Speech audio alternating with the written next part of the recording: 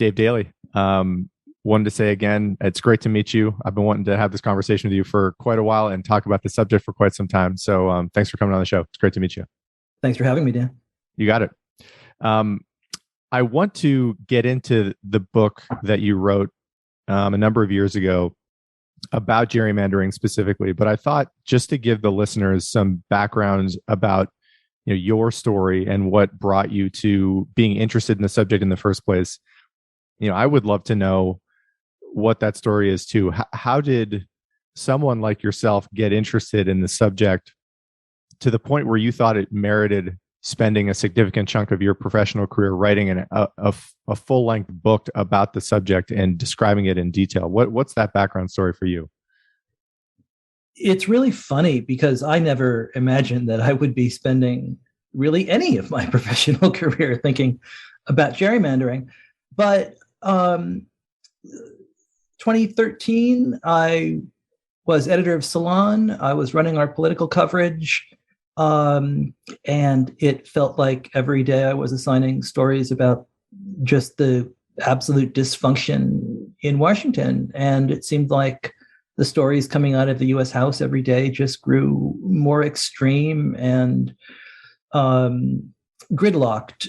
There were something like 50 different votes to repeal Obamacare, which no matter what side of that argument people came down on, it wasn't going to happen. The president who it was named after was going to veto it. You probably could have sent the message with 2 votes. But we had also just had a shooting at Sandy Hook. And we were just about to have our first son, and I'd grown up in Connecticut. And the absolute inaction on guns, I wasn't naive as to think that the culture was going to change overnight, but it did seem to me that perhaps a massacre of, the 5, 6, 7-year-olds might lead us to some kind of common sense conversation about this. And the combination of all of this led me one day to say, well, why didn't Democrats take back the U.S. House in 2012 when they returned Barack Obama to the White House, expanded their advantage in the U.S. Senate? And when I looked at it, I learned that the Democrats had actually won 1.4 million more votes in 2012, but Republicans held this 234-201 advantage in the House anyway. And I looked at some of the state delegations, and I was like, wait a second, Wisconsin went for Obama, but look at the congressional delegation. Pennsylvania went for Obama in 2012, and yet sent 13 Republicans and 5 Democrats to Washington. Michigan went for Obama, and yet it was 9-5.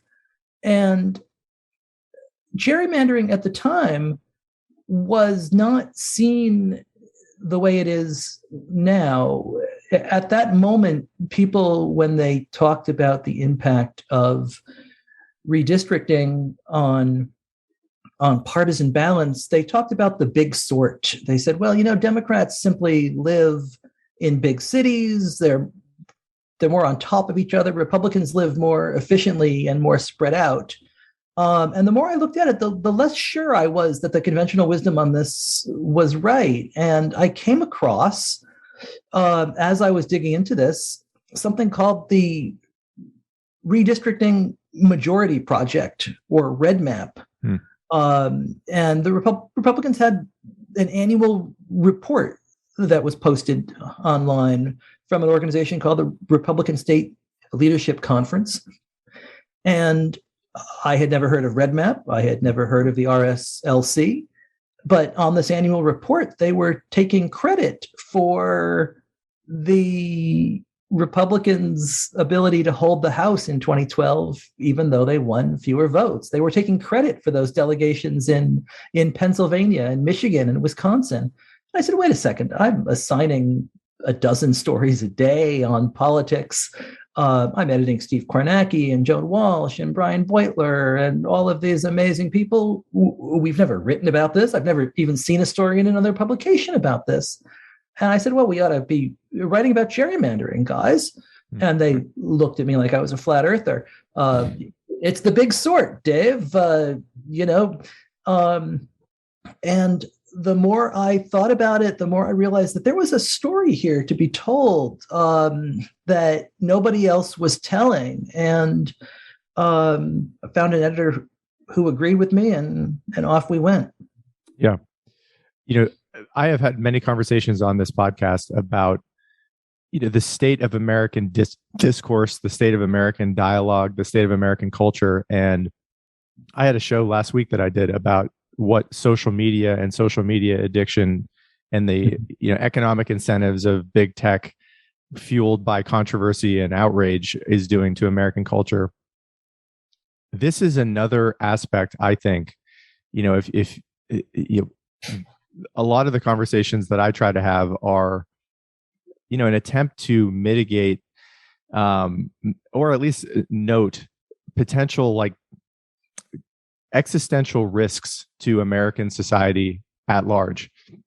And it dawned on me as I was doing research for this conversation over the past few days that I think this is one of these possibilities where we're going to get into the details of what has happened since 2010. But I know that you have noted this many times in the past, that what ends up happening as the end result of gerrymandering is that the extremes are amplified, and that having civil discourse across the aisle is no longer encouraged because of that fact. It might be helpful for people who are listening to this, just give you an opportunity to define what we mean when we talk about gerrymandering, and when it's done effectively, what the end result actually is. We're going to talk about the Republican initiative since 2010. What is that story? What are the details of what that actually means? Sure. There's a lot there. Let me try to move through it as easily as I can, but we can slow down anytime you'd like. Redistricting is something that happens every 10 years. Yeah. Mandated by the Constitution, demanded by the U.S. Supreme Court after the apportionment revolution of the 1960s, when states simply weren't doing it. And what you had were districts, both for state legislature and for Congress, that were wildly unequal in size, which meant that representation was wildly unequal. If you lived in a district with fewer people, you simply had more say. Your vote counted more. And there is a really good reason to want to equalize population and to ensure one person, one vote. And so we redistrict every 10 years out of fairness. Gerrymandering gets in the way of that notion of fairness. A gerrymandered district is redrawn in order to lock in advantage for one political party or another. For many years, this was done crudely, and it is now done with the most sophisticated computer mapping software and granular terabytes of big data that can do this job quite surgically. You can trace gerrymandering back to Patrick Henry trying to keep James Madison out of our very first Congress from the state of Virginia. So as long as we've had politicians, they have tried to draw their own lines and choose their own voters. We are, however, unique among nations around the world, democracies, in allowing politicians to have this power. Other nations have found ways to control it. But the two main tools of gerrymandering are cracking and packing. When you draw a gerrymandered district, a gerrymandered map, what you're trying to do is maximize the number of seats for your side. So you might draw lines that pack the other side's voters into one or two seats that they win overwhelmingly. Yeah. You give them those, but you take all of the other ones. And if you're cracking, what you're going to do is try to draw lines right down the middle of the strongholds of your opponents, effectively diluting the votes of the other party and giving yourselves majorities in the other districts. Effectively, this is cheating. This is a method that serves to sever election results from the popular will. So in a state like Pennsylvania, for example, in 2012, like we were just talking about, Democrats won 100,000 more votes statewide. So that was not a huge advantage. I'd say that's probably 51.5%. But it didn't lead to anywhere close to 51.5% of the seats, because Republicans were able to draw those lines so effectively. Republicans won 13 of 18 seats with 48% of the vote. So they won 71% of the seats with 48% of the vote. Democrats win 51% of the vote, but less than 30% of the seats.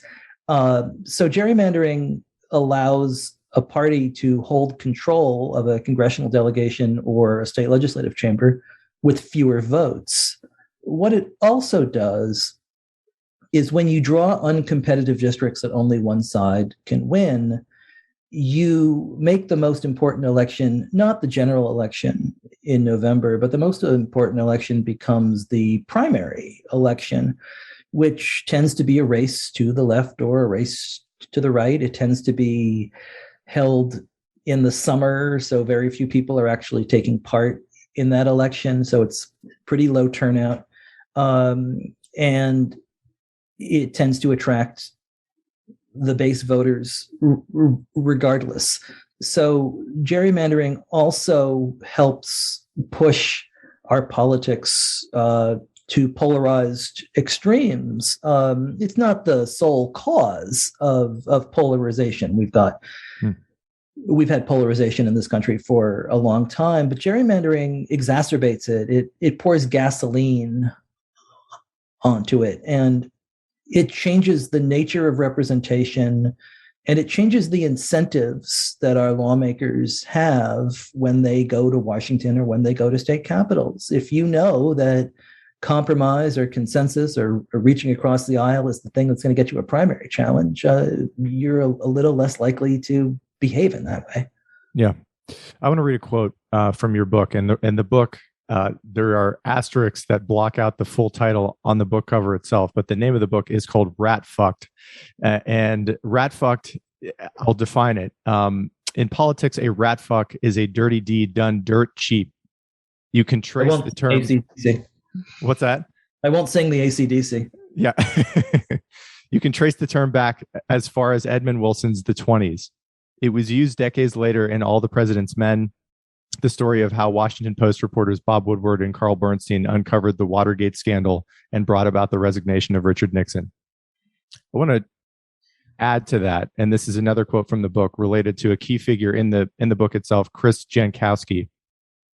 And this is related to the work that Chris, as I understand it, was the executive director of the REDMAP initiative.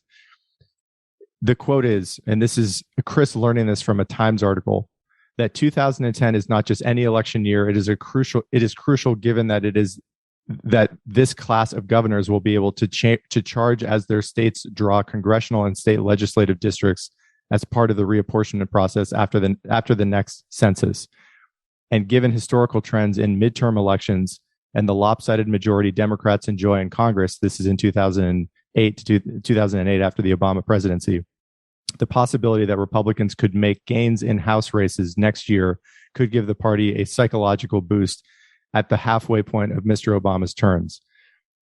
You use the word incentives in your last answer. And as I was reading about the REDMAP initiative in your book itself, I've heard you say this in prior interviews as well, that it is an audacious, astonishing, but largely understandable initiative. I mean, if you are viewing politics purely from a power play perspective, it actually surprised me that there hadn't been more of a push to do something like this in the past, and that it took up until 2010 to do that.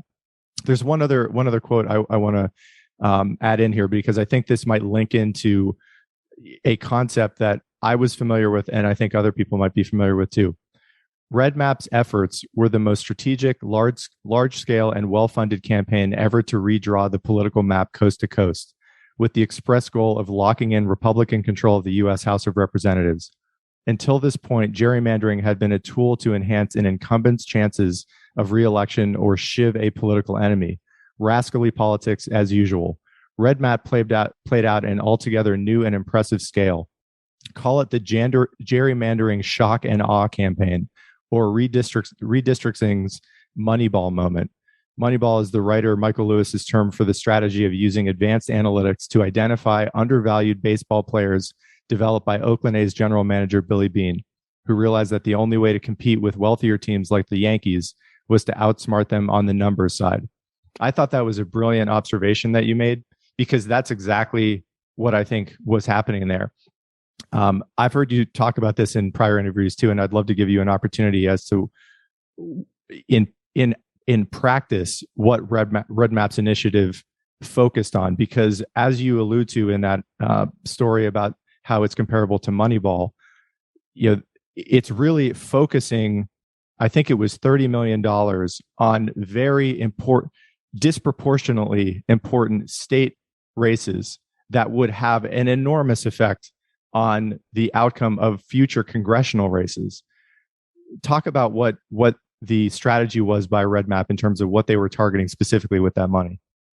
Moneyball is all about identifying undervalued assets and taking advantage of that, being smarter than the other side.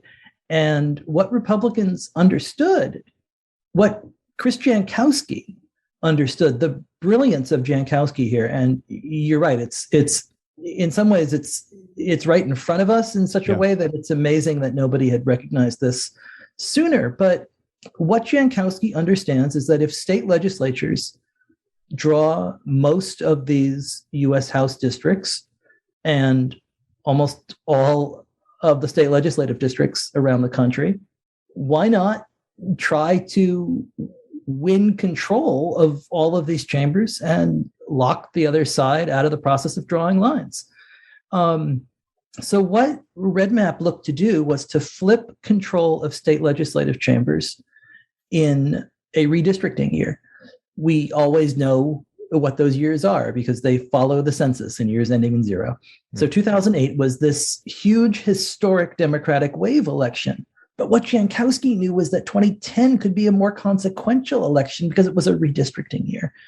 And so if Republicans could take control of state legislatures in Pennsylvania, Ohio, Michigan, North Carolina, Florida, Wisconsin, Alabama, Georgia, Indiana, they would have the ability to lock the other side out of redistricting altogether, draw maps that would advantage themselves for the next 10 years, even as the Obama election seemed to announce the arrival of a new American governing majority, right? People talked about the multiracial Democratic majority that seemed likely to dominate American politics for the next generation. And REDMAP was able to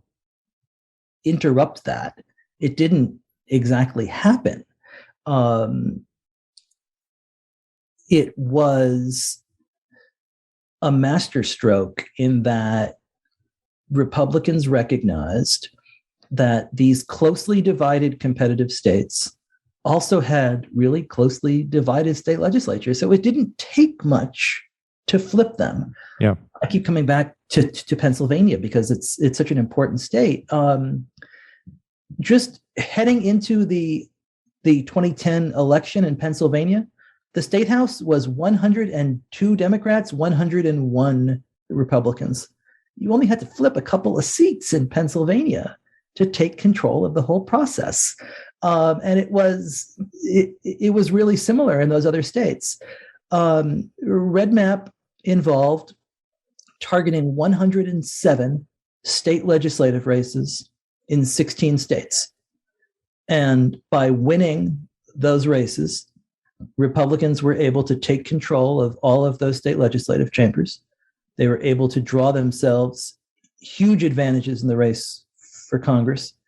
And we can talk about this later if you'd like, but even though Democrats win back the House in 2018, they did not effectively unravel really any of the Republican gerrymanders at the ballot box.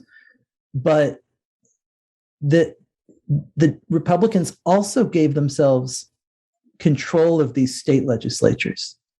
And they never lost control of a single state legislative chamber that they won in 2010 over the course of the next decade. They still have all of them, even as we talk today in 2022.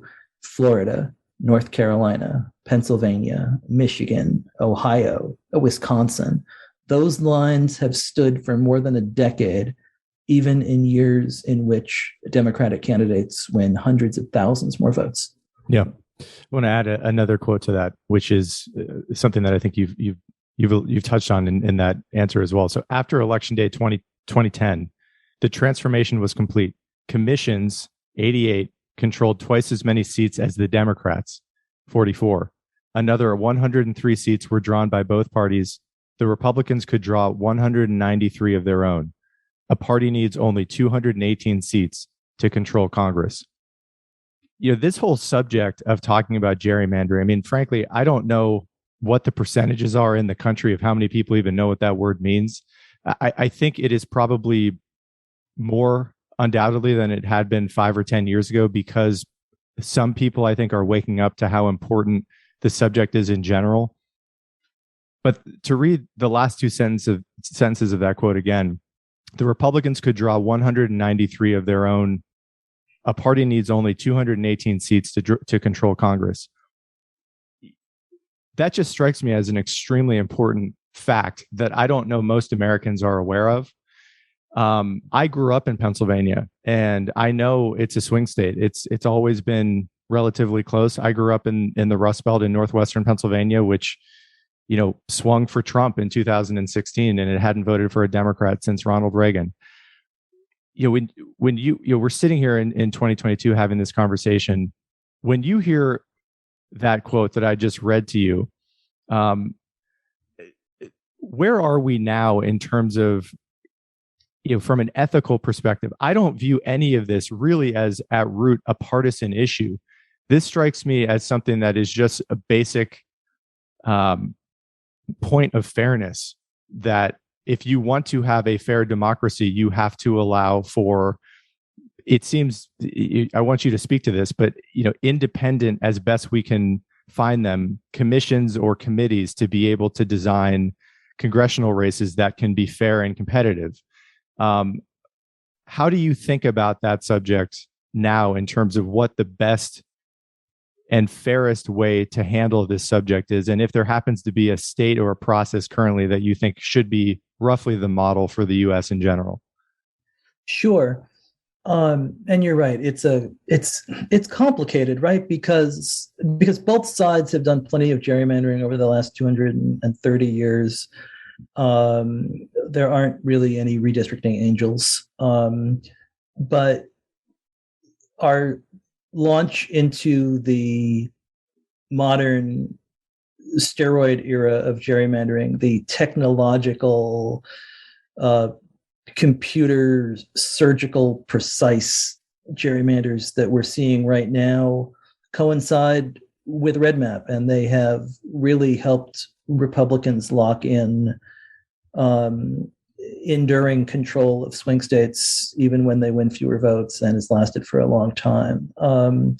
So the partisan impact of this has been pretty clear over the course of that period. But there are obviously much better ways to do this. You can look at a state like Iowa, which has a trusted civil service agency, which draws these lines. And I know it sounds crazy, right? Trusted state bureaucrats by Democrats and Republicans in a state like Iowa, but it's true. And they have done this effectively since the 1980s, and with limited controversy.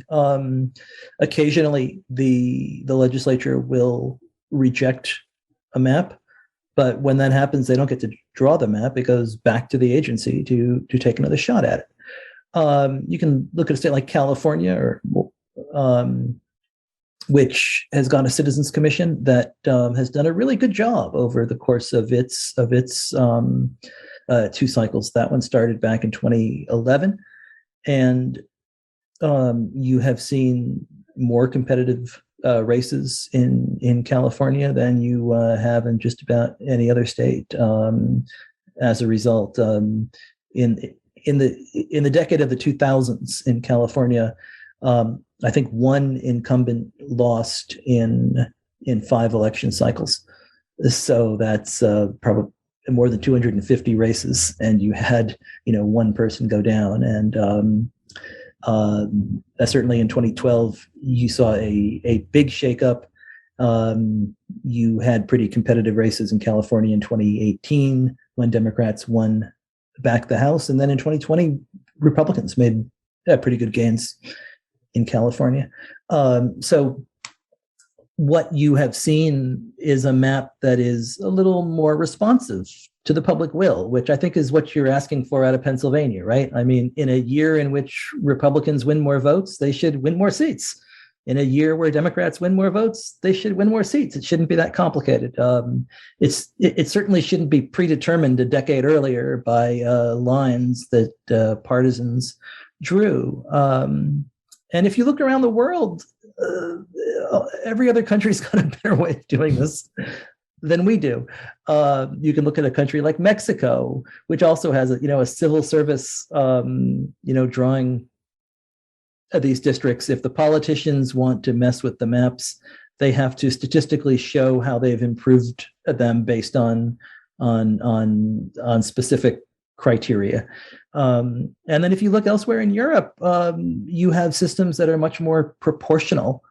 And, I think that is really the direction we ought to be heading towards. I mean, I think that the best solution here is the one that Don Beyer, a congressman from Virginia, has put forth, called the Fair Representation Act, that would effectively end gerrymandering by drawing larger multi-member districts and using ranked choice voting to select the U.S. House. And what that would do is it would erase the influence of each individual line, and you would end up with Democrats and Republicans being elected from every district. I mean, I live in Massachusetts, and Massachusetts hasn't sent a Republican to Congress since 1994. There's plenty of Republicans here, though, right? I mean, we've got a Republican governor. We've only had one Democratic governor here since the days of Michael Dukakis. But the way that people live, it's just a 60-40 state. But that doesn't mean that the 40% should have zero representation. So if you were to draw a more proportional map that had a 60-40 delegation from Massachusetts, but also the maps in Kansas and Oklahoma and Missouri might be 60-40 the other way, you would suddenly see a different Congress, I think. We talked earlier about extremism and the way politicians are incentivized. I mean, bridge builders, that I think is really what our politics misses. And if you suddenly had some New England Republicans again, if you had some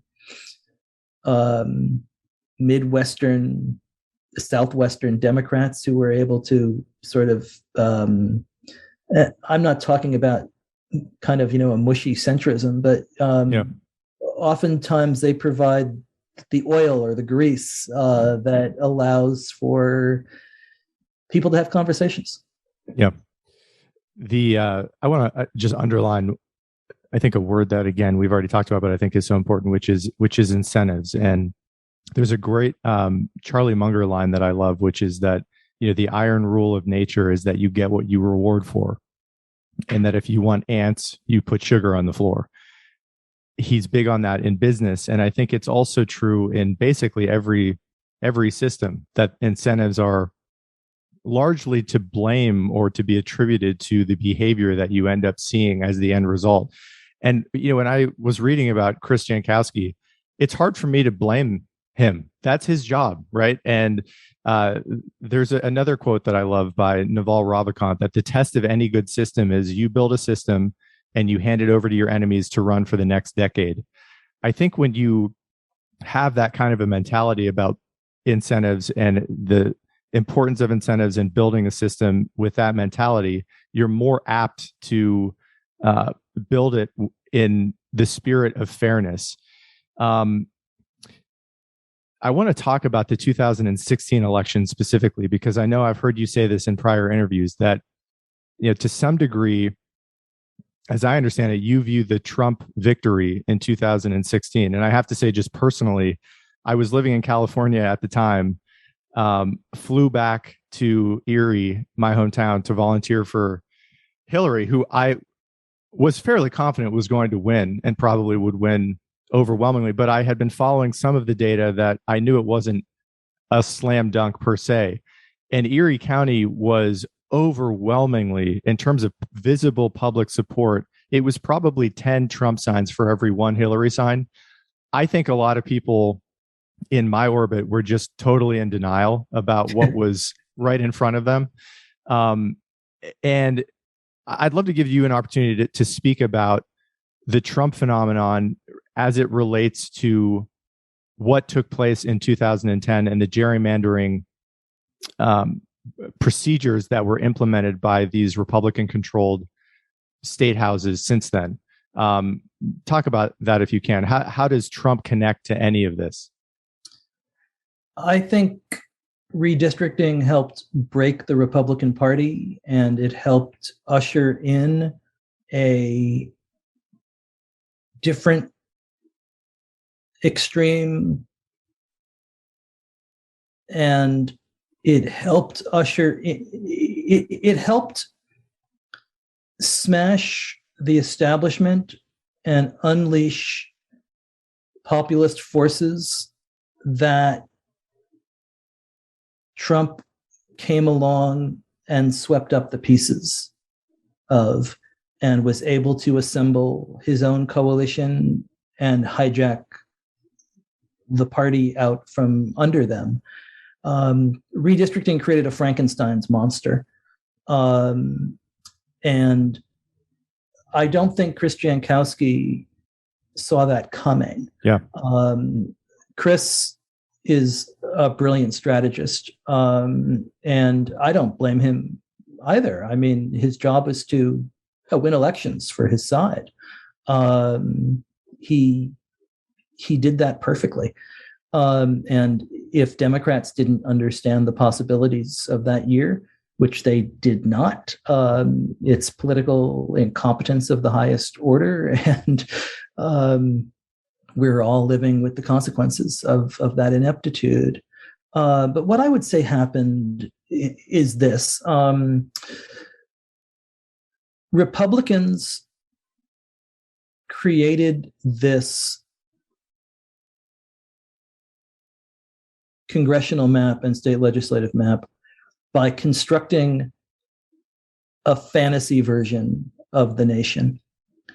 If America was becoming younger, less white, less rural in 2012, if all of those demographic trends were taking place, what Republicans drew was a bizarro upside down version of that, in which the nation was becoming older, whiter, more conservative, less educated.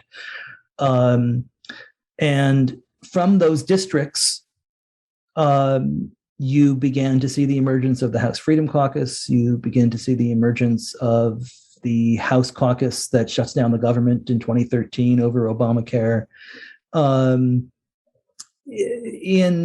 In actual America in 2012, Mitt Romney loses to Barack Obama by about 4 percentage points. But in the suicide caucus, freedom caucus world, Romney wins by 30. They created a different universe and sent those people into power in Washington. I think the best example of this comes from North Carolina, where Republicans were determined to draw a 10-3 map in this 51-49 state. And they were able to do so by taking the city of Asheville out in the Western Mountains, the largest city in the western part of North Carolina, but surrounded by conservative mountain towns. And Asheville's kind of a hippie vegetarian college town. Yeah. And so they drew a line right down the middle of Asheville. They cracked it in half, and they attached half of those hippies and vegan cafes into one district and half the feminist bookstores into another. And they created 2 conservative districts. That district in the previous decade had swung back and forth. It was a Republican in 2000, 02, and 04. It flips to the Democrats in 06 and 08 and 10 out of frustration over the Iraq war and the economy. So, it went back and forth as a district might. It was represented by a man named Heath Shuler, who football fans might remember as a backup quarterback for the Washington football team and the University of Tennessee, but also one of the more conservative members of Congress. So he kind of fit that district. But even a conservative Democrat like Shuler took one look at these lines and said, well, I can't win here. You had a race on the Republican side, 6, 7, 8 candidates, because they understood that the election was going to be determined in the Republican primary. And that primary was won by a man who outbirthered the entire field, who, when asked about Obama's birth certificate, vowed that he would send him back to Kenya or wherever it is he comes from. That man's name was Mark Meadows. Yeah. Mark Meadows, in that moment, his rise to political power is underway. It's created by gerrymandering. Mark Meadows doesn't win that district if not for gerrymandering.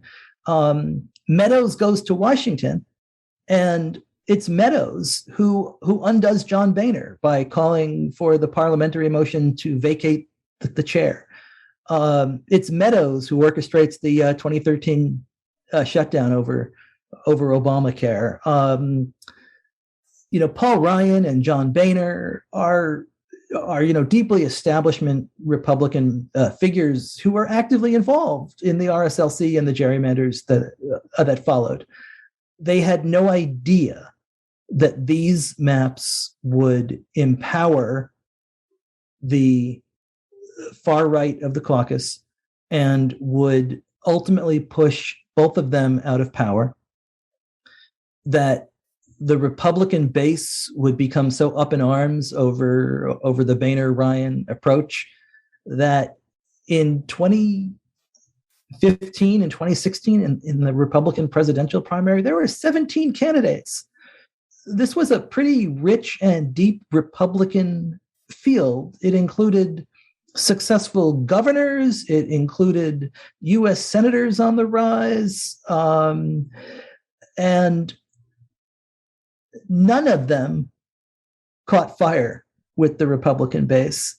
Donald Trump is what that base wanted. They didn't want Jeb Bush or John Kasich or Marco Rubio or even Ted Cruz or Mike Huckabee or Rick Santorum or any of the other people who stood on that stage.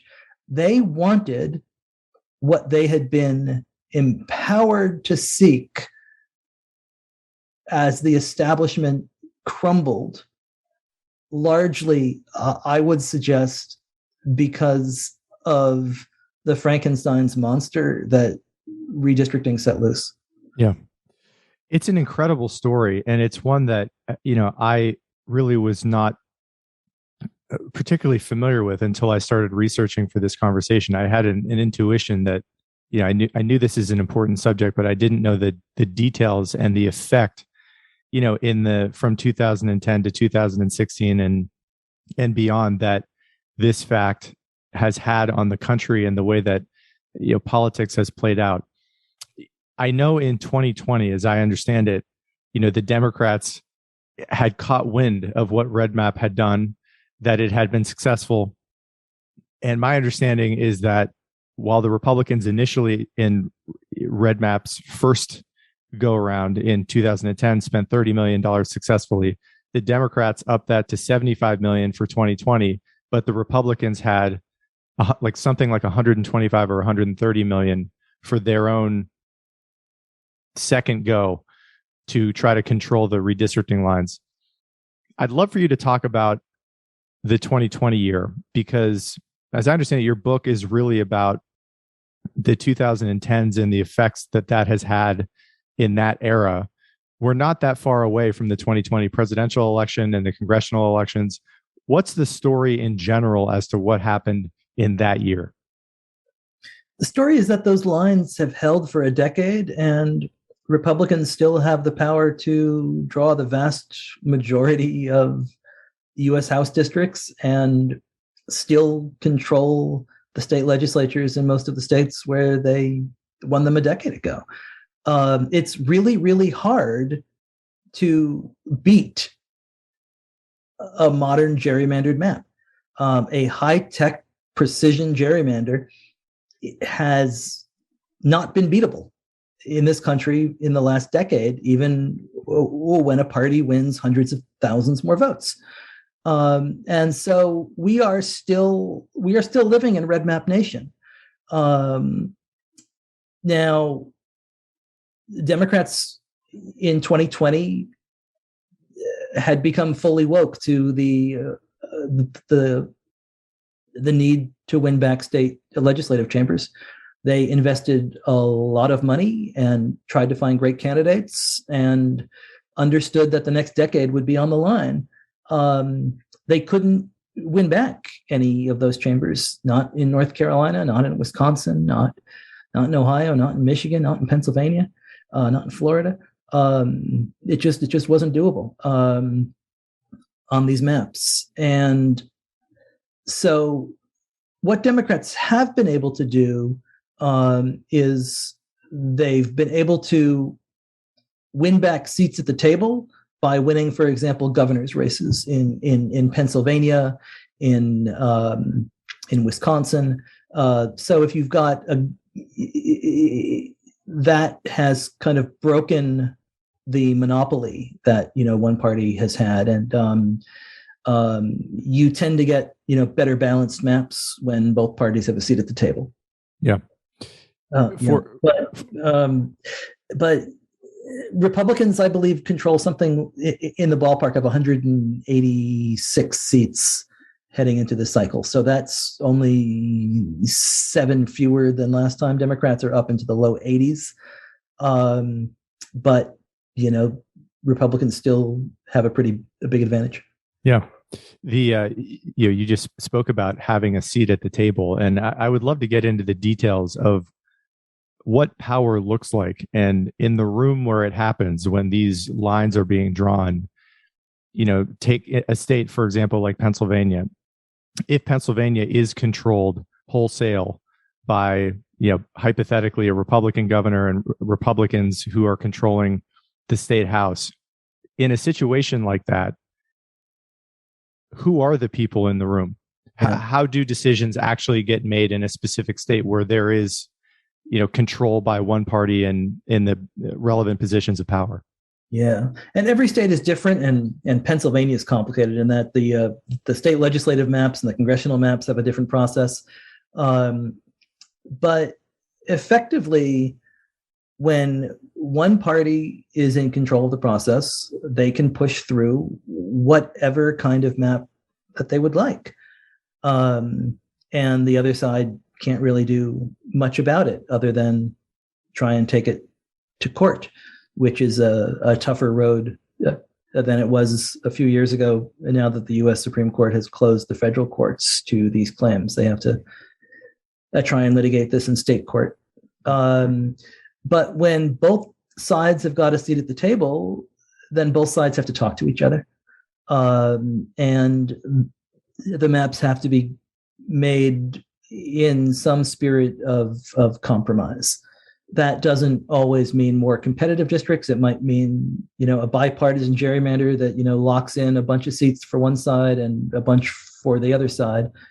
But, again, when both sides are in the room, you tend to end up with a map that looks a little bit more reflective of the overall breakdown of the state.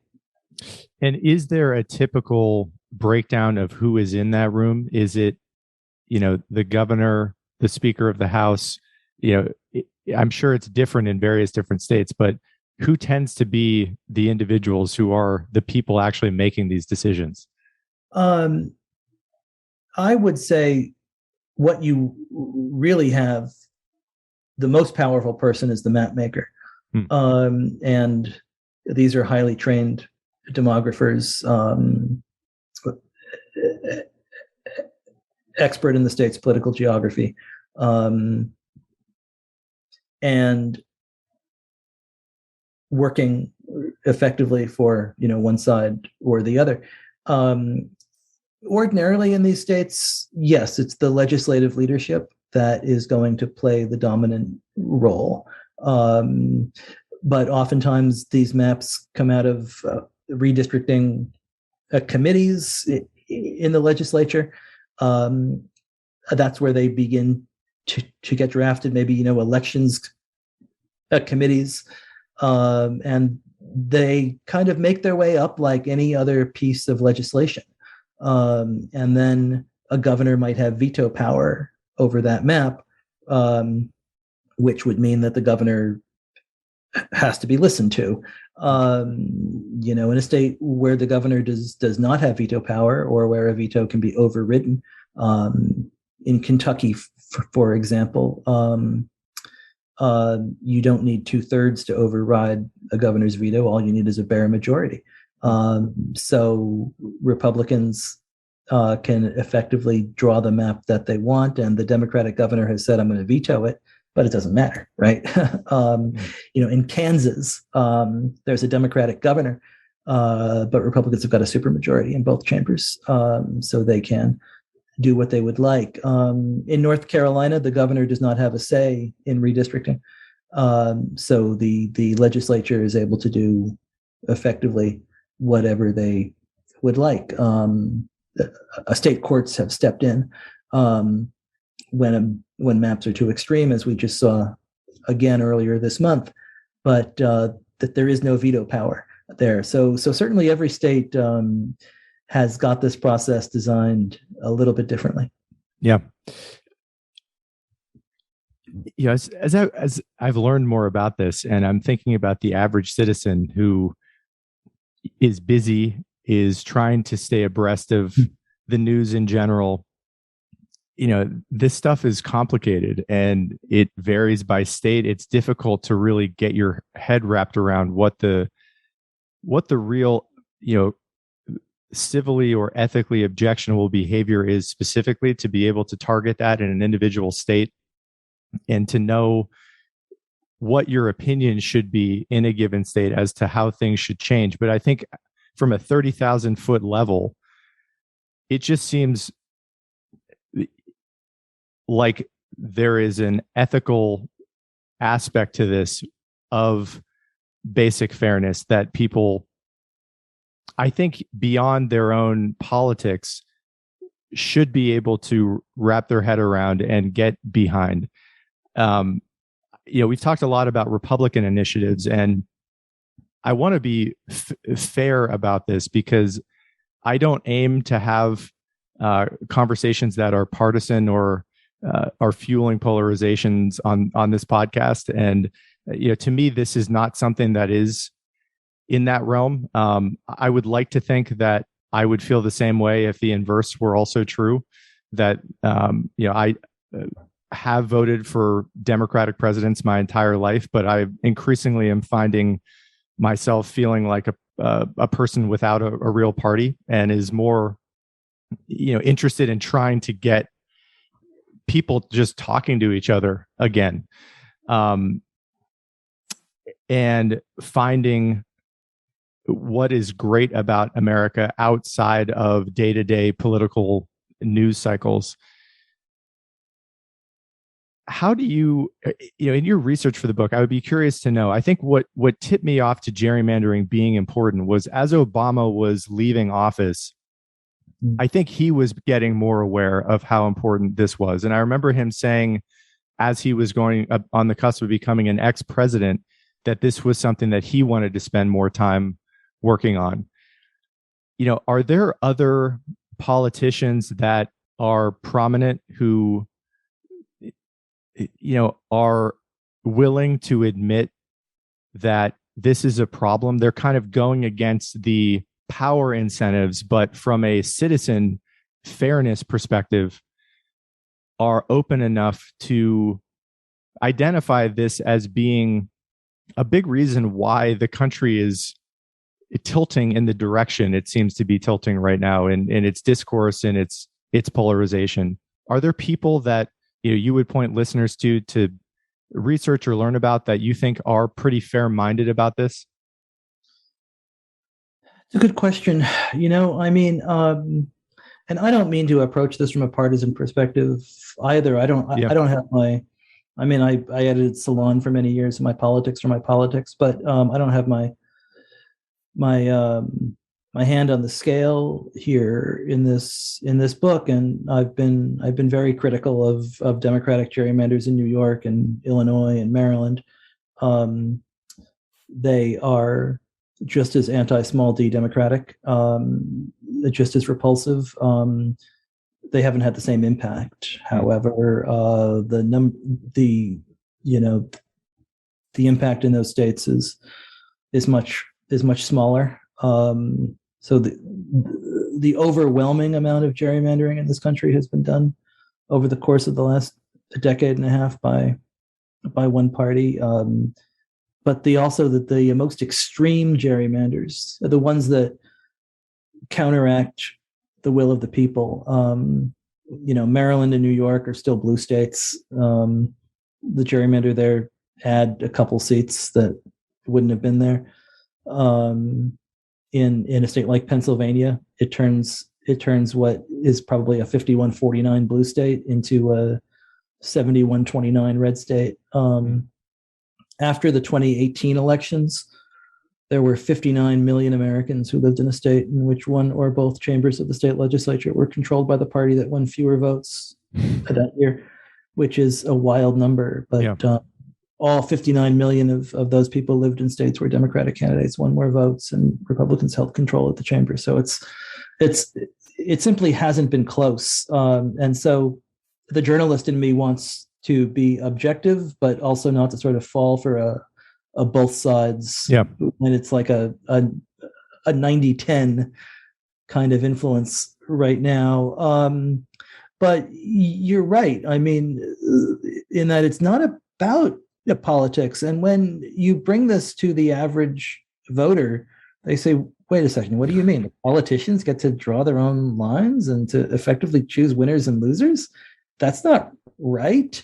And so when this is on the ballot box, in 2018, voters had constitutional initiatives or state ballot referenda in Ohio, in Utah, in Missouri, in Colorado, in Michigan, and soon after that in Virginia.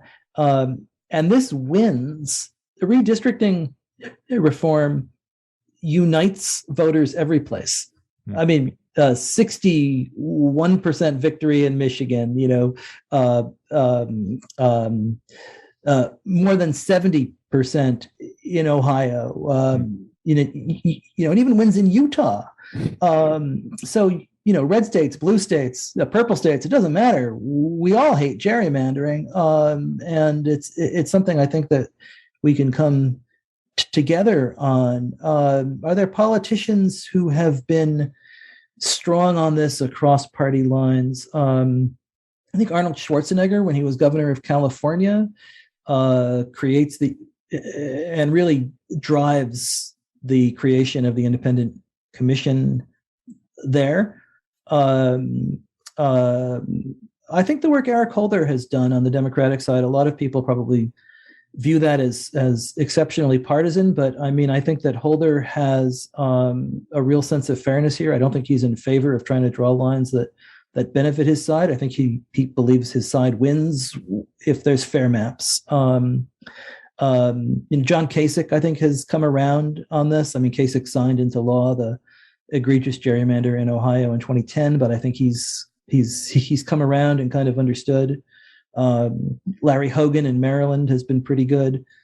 The trouble with a lot of these guys is if you go to Holder and say, what about Maryland? He tries to turn it into something else. And if you go to Hogan and say, well, what about Ohio? He tries to turn it into something else. It would be nice if there were more people who would come out and say, this is wrong and this is bad, no matter who does it and where it is, and we're against it no matter what. Yeah, it's a point of principle. Yeah.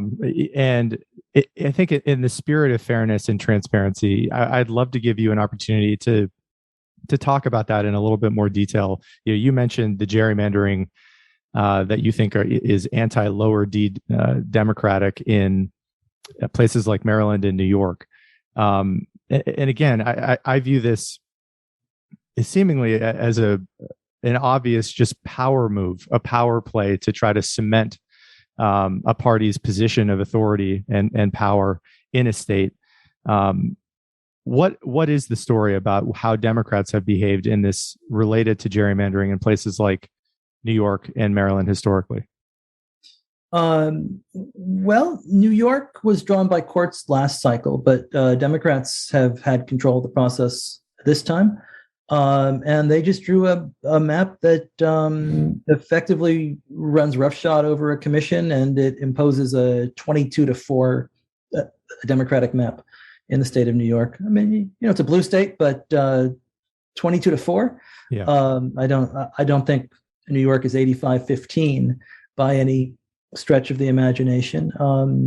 Maryland in 2010.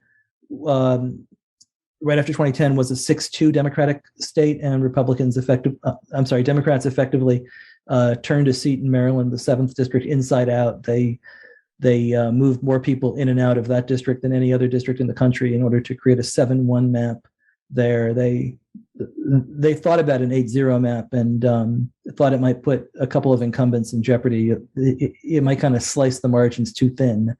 You don't want a gerrymander to backfire and become a dummy mander.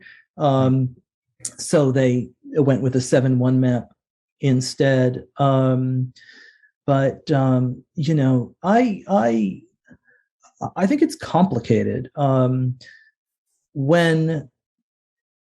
When Republicans control more states and have done this for the last decade more aggressively, I can understand how Democrats say, well, we can't live on principle alone and unilaterally disarm and be at a greater disadvantage.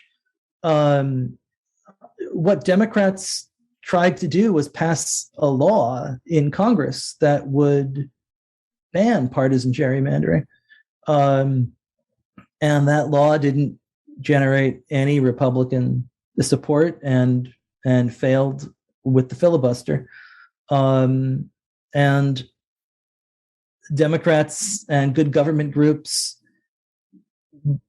went to the U.S. Supreme Court and tried to create standards that would put an end to partisan gerrymandering, and the U.S. Supreme Court, in a 5-4 party line decision in 2019, said, no, we're not going to do that. In fact, we're going to close the federal courts entirely to these claims. So when you've gone to the courts and the courts say no, when you've tried to pass a law in Congress and the other side unanimously says no, you're not left with a lot of choices other than unilateral disarmament, and that's not a great choice either. Yeah. And so everything just gets worse. Yeah. And I want to talk about now. And, we're having this conversation early in 2022. This is a midterm election year that will be taking place about 6 or 7 months from now. As you think about this subject, and you just went through some of the recent history related to attempts to introduce some additional fairness in the subject, where are we as a country at this point in terms of areas for potential hope for change related to gerrymandering? And you can take that however you would like. If there are rising political stars that you think could carry the mantle for something like this, if there are new initiatives that are being brought about, if there's just public awareness that you think is being increased over time, how do you think about where we are related to this in terms of areas for possibilities for hope in changing some of this, I think, as both you and I would agree, unfairness in the system? It's a really difficult question, and I would like to leave people without the desire to slash their wrists or to drink hemlock.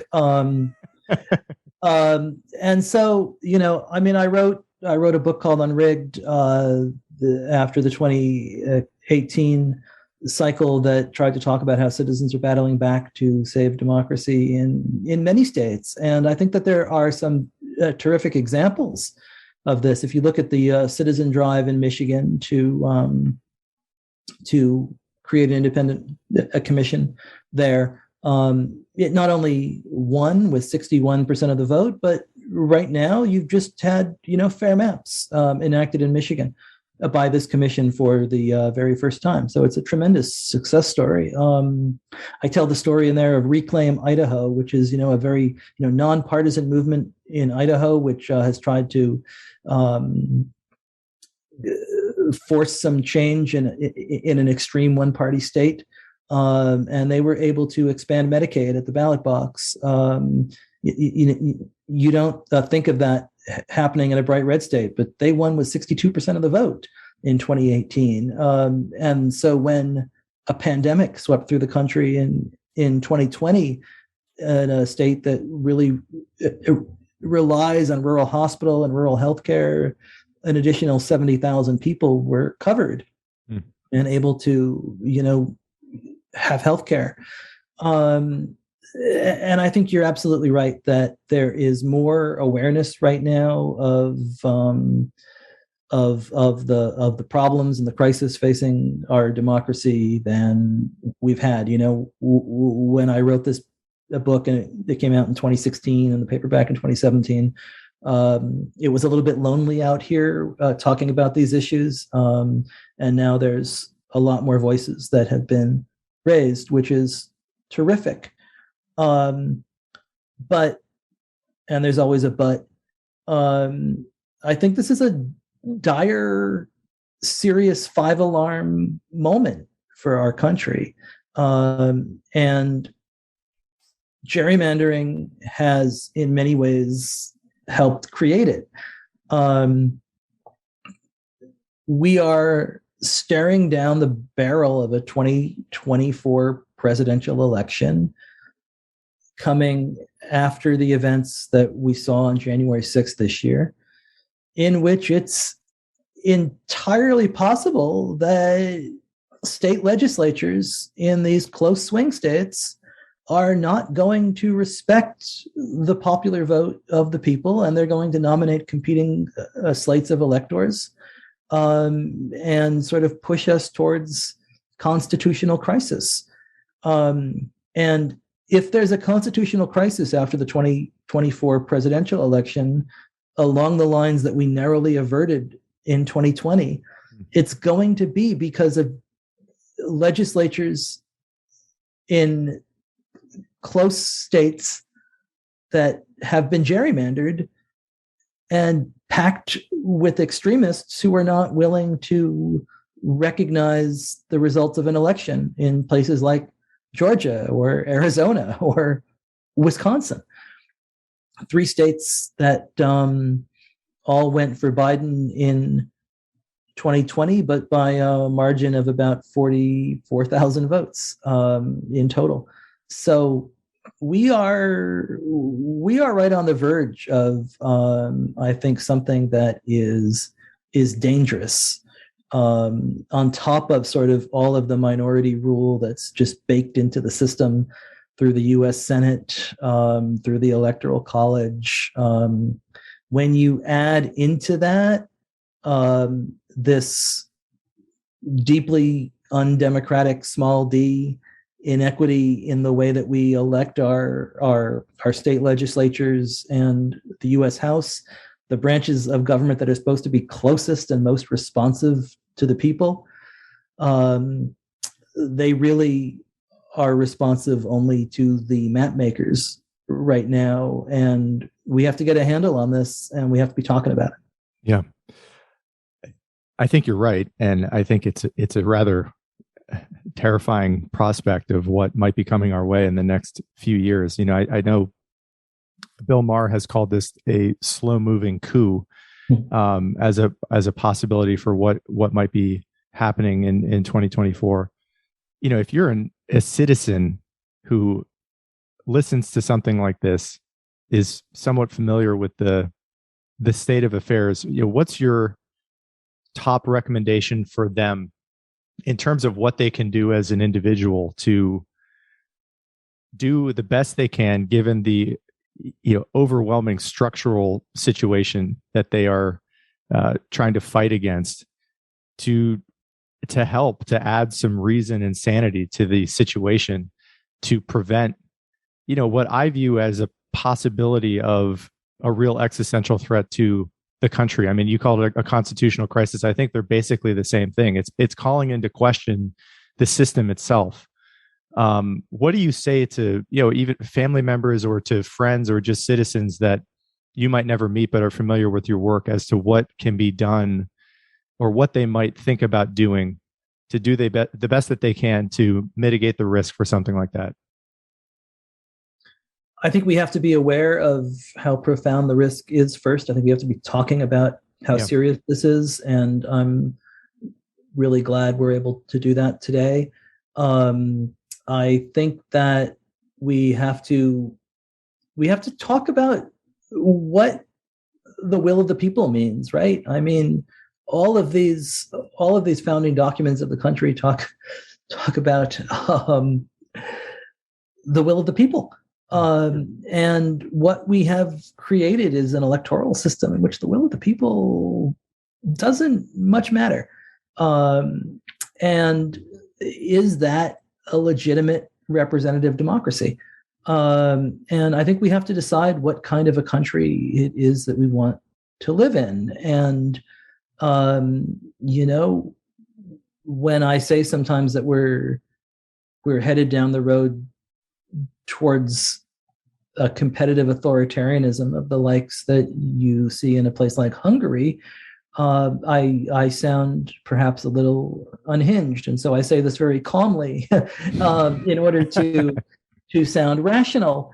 But I fear that is a very real possibility for us over the course of these next several years if we're not talking about this. I think we need to build a political coalition in this country around the idea of representative democracy and majority rule. And perhaps some of us have to stop fighting about some of the other things and form alliances with other people who believe in the idea of democracy, because there are powerful elements within our political system that are trying to enact something much closer to authoritarianism. And this is a moment for all of us who believe in an American system of government that is responsive to the people, that all political power is inherent in the people, to come together, and to step up and protect it, because it is at threat. Yeah. I know we're getting towards the end of the conversation, and I'd love to ask you just a few more questions related to this. Maybe first I would love to start with whether there are any initiatives or political leaders that you feel like are on the right side of history related to this subject that are attempting to create a movement or a groundswell of support for, what to my mind is, right, we all have political leanings, but I remember Obama saying this in his farewell address, that the most important role for someone in the society is the role of citizen. And that it kind of baked into the description of what it means to be an American citizen is to have an allegiance to certain ideas of liberty and fairness and freedom. I've had conversations on this show about freedom of speech. This is the first conversation I've had about gerrymandering specifically. But I think, as we've outlined in this conversation, it is certainly exacerbating the extremes and is a threat, in my mind, to the America that I kind of grew up believing in. What, does anyone come to mind? Are there any initiatives that you see as having some initial momentum to pushing back against some of these, like you said, competitive authoritarian tendencies? What, in your mind, if anything, are those movements or those political figures that might be something to consider getting involved with, or at least know about? That's a good question. I mean, I wish I heard more voices on the Republican side talking about these issues. I think there's a handful of folks, but it's been small, and certainly on the Democratic side, it's been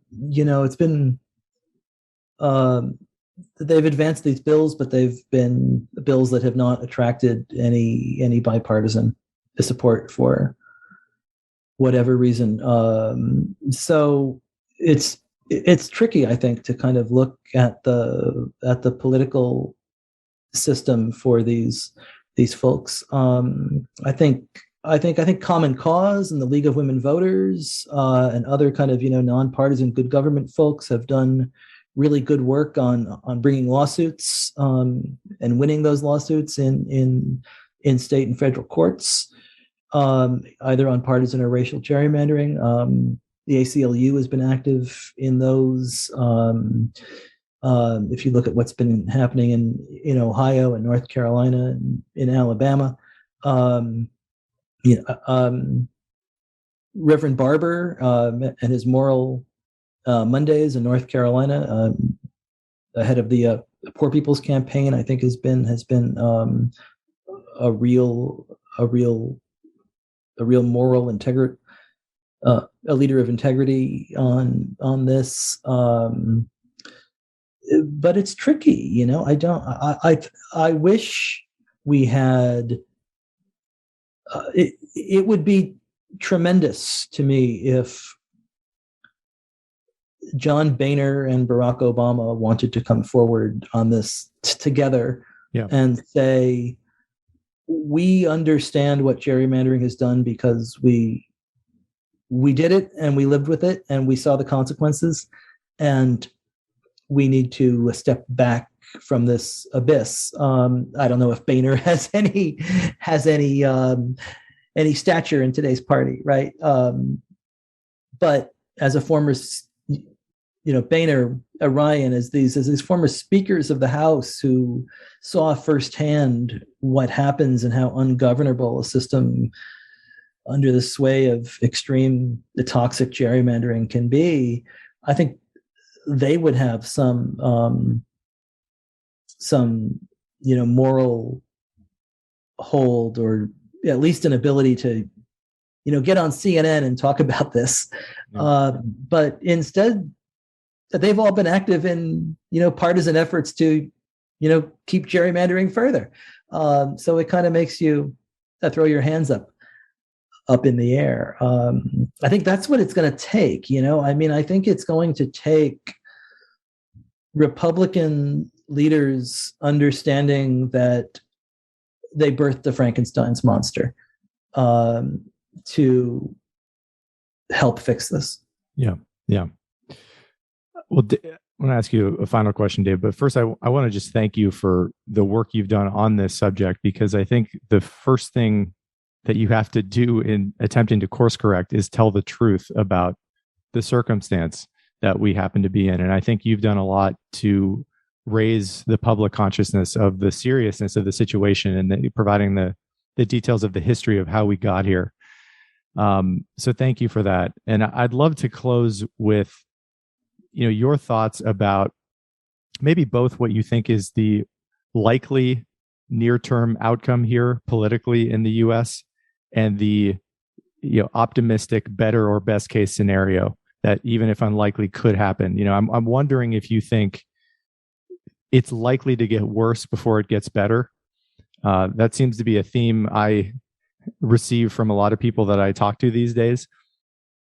But if you could, in closing, talk about that in terms of what you think is the most likely, political outcome in the next, let's say, 2 to 6 years in the country related to the second order consequences of gerrymandering. And then just to add a little bit of optimism, what you think a better or best case scenario might look like.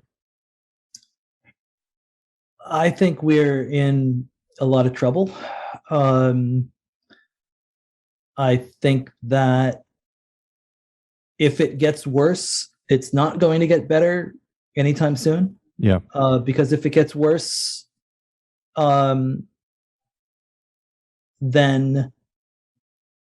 you're going to see one-party control locked in, not only through the political system, but also the courts, and it will be effectively checkmate.